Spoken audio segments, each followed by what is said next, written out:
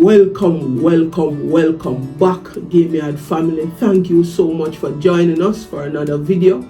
We are, eternally grateful for your continued support, and we just want to give you a shout out wherever in the world you are. Thank you so much for supporting this channel, and we look forward for your continued support as we seek to grow this channel to 500 subscribers. Please remember to hit that subscribe button. Turn on that post notification bell so that you can be notified whenever content would have been uploaded to this channel. Please remember to give the video a thumbs up. A thumbs up encourages me to provide more content to you. And please remember to share your comment down in the comment section. And remember to share the video with your friends and families wherever in the world they are. Alright, so let us jump right into what we want to talk about this morning. As you know, there are so many cricket being played around the world. We have the Champions Trophy going on in Pakistan, and yesterday we would have seen where the Afghan team would have knocked out the mighty Three Lions, right? And it was a belt of a match, to be honest with you. And in all fairness and honesty, I think there's something need to change with England cricket. There are so many talents, but yet still in these major tournaments they continue to underperform. I'm not sure if it is the leadership that need to be changed, but what I do know that the team has a lot of talents and some world-class players, so something need to give as it relates to England cricket. As I said, the Champions Trophy, we have the International Masters League currently going on in India. We have our regional tournaments here in the West Indies. We have the West Indies Championship, which would have taken a little bit of break for the Champions Trophy, I suspect.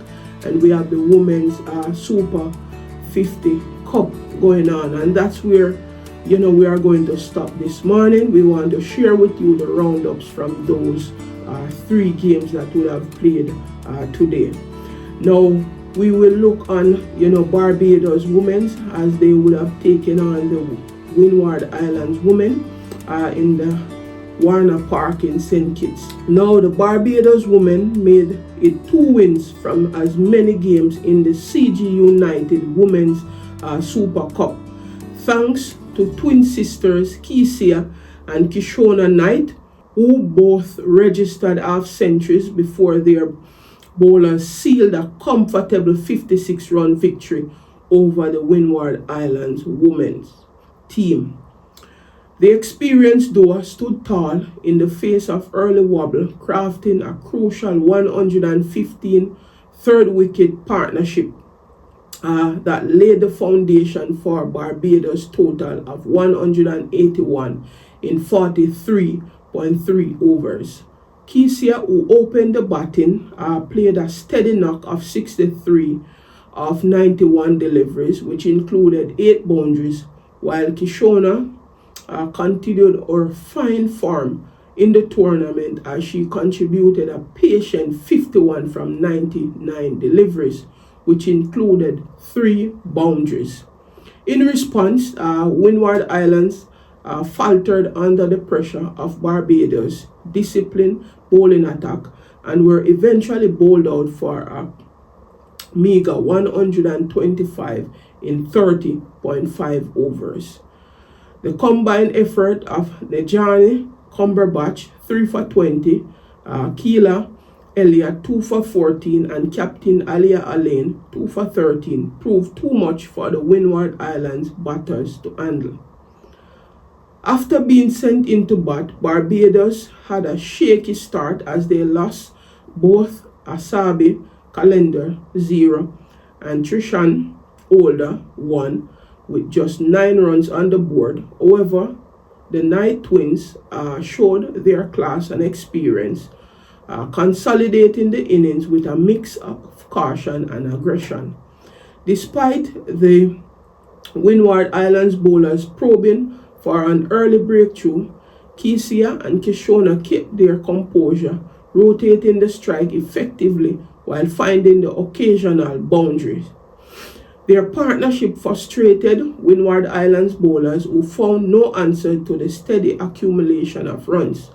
It wasn't until the 32nd over that the Windward Islands found some relief when Janelia Glasgow removed Kycia after she reached her half-century.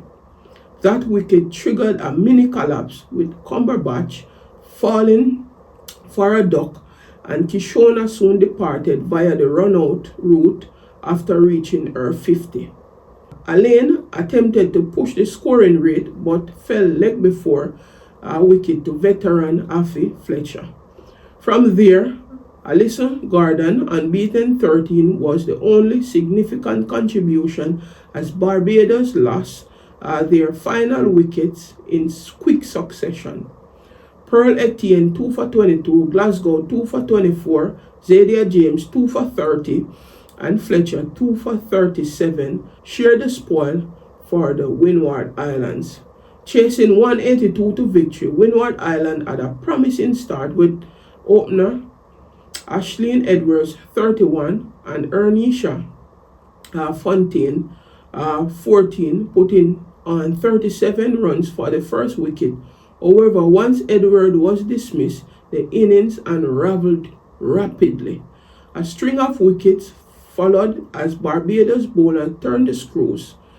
Fletcher 29, Glasgow 11 and Etienne 11 managed to reach double figures, but none could form the partnership needed to challenge the target, and they inevitably crumbled inside 31 overs as Barbados completed another convincing win. The victory pushed Barbados to the top of the standing and strengthened their bid for the title, while the Windward Islands, who started the day at the helm, was relegated down the harder. Alright, let us jump over now to the St. Paul's Sporting Complex in Basseterre, where the Guyana women's lock arms with the Jamaican women's. Guyana Women's Cricket Team bounced back in emphatic fashion from their opening defeat in the CG United Women's Super Cup as they registered a commanding 8-wicket victory over the reigning champions Jamaica Women's. Mandy, Mangru, and Realeanna Grimmond were the architects for the Guyana's win, as both secure well-crafted half-centuries to anchor their team's successful chase of Jamaica's 175-run total. Mangru displayed patience and precision in her 114-ball knock of 60, which included 4 boundaries, while Grimmond, unbeaten 72 of 131 balls, featured 6 boundaries and ensured Guyana comfortably reached 178 for 2 with 2 overs and 5 balls to spare. The duo combined in a match-defining 109-run third-wicket stand after Katana Mentor 7 was run out with the score on 22. The duo combined for a match-defining 109-run third-wicket stand after Katana Mentor 7 was run out with the score at 22. Their calculated approach frustrated the Jamaica's bowlers as they methodically took the total to 131 before Mangru was trapped LBW by Jodian Morgan. Captain Shemaine Campbell then joined Grimmond at the crease and added an unbroken 47-run partnership to steer Guyana over the line. Campbell composed 26 ball 23 further solidified the team's resurgence. Earlier, Jamaica batting lineup faltered under pressure as they found themselves in early trouble at 84 for 5. Captain Rashida Williams 2, Chrisanna Mackenzie 6, Chadine Nation 32, Abigail Bryce 7, and Jodian Morgan 23 were all dismissed before they could make significant impact. A crucial 52-run partnership between Lena Scott 22 and Nisha Han weighed some 29, offered some resistance and guided Jamaica towards a respectable total. However, when both batters fell with the score on 136, followed by Selenia White 1, the team was once again struggling at 144 for 8. Late contribution from Corinne Howell 12 and Vanessa Watt 20 pushed Jamaica beyond the 170 run mark. Guyana bowlers delivered an outstanding performance led by Plafina Millington, who claimed 3 for 16, while Shabika Gajnabi chipped in with 2 for 27. With the victory, both Guyana and Jamaica now hold identical record of 1 win and 1 loss. Let us jump over now to the Canary Sports Club, where the Trinidad and Tobago Women's Cricket Team up against the Leeward Islands Women's Team. Now, the Trinidad and Tobago women rebounded from their opening loss in the CG United Super 50 Cup with a hard-fought 4-wicket win over the Leeward Islands women in a keenly contested encounter.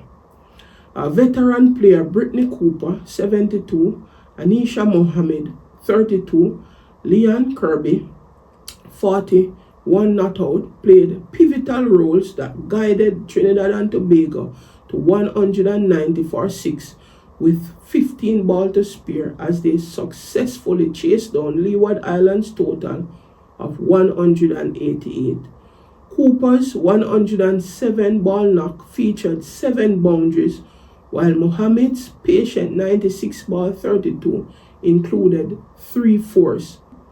Earlier in the match, Mohammed also took 3 for 26, combining effectively with Amrita Ramtahal 4 for 27 to restrict the Leeward Islands despite a commanding 76 from Renice Boyce.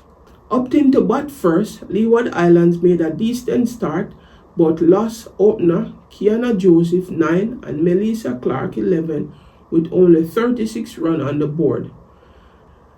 Divya Saxena 32 then partnered with Boyce in a crucial 60-run stand for the 3rd wicket before Saxena was caught by Cooper of Steffi Sugrim. Boyce, who played a commanding 84-run knock with 4 boundaries and 4 sixes, found another solid partnership with Shawnisa Hector, who contributed a quick 35 of 30 balls, included 3 fours and 2 sixes. Their 64-run wicket stand pushed Leeward Islands toward a competitive total. However, once Hector was dismissed by Samara Ramnath with the score on 160 for 4, the innings quickly unraveled. The lower order crumbled under sustained pressure from Ramtahal and Mohammed as Leeward Island lost their last 6 wickets for just 28 runs, falling short of the 200 mark. Trinidad and Tobago got off to a disastrous start in their reply as they lost both openers, Janaba Joseph 3 and Shunil Shah 6, with just 10 runs on the board. However, Cooper and Mohammed steadied the innings with a crucial 89-run 3rd wicket partnership as they patiently navigated the bowling attack. When Mohammed was dismissed in the 33rd over, Leeward Islands struck again to remove captain Charisma Ramrak for 7, leaving Trinidad and Tobago at 111 for 4. Still, Cooper, unfazed, continued to accumulate runs and added another 44 along with Kirby before falling just short of the target. Despite a late scare with the dismissal of Sugrim, Kirby remained composed and finished with an unbeaten knock that included 3 boundaries and 3 sixties to seal the victory. Jazara Craxton 2 for 29 was the pick of the Leeward Islands bowlers, but her efforts were not enough to prevent a second consecutive defeat. With the first win secured, Trinidad and Tobago have put their title ambition back on track while Leeward Islands remain the only team without a victory in the tournament. So that's, what would have transpired in those 3 games. As you would have seen, Barbados would have been victorious, Trinidad and Tobago, as well as the Guyana women's team. Alright, so that's where we will leave it for today. Thank you so much for watching, and please enjoy the rest of the day. God bless. One love.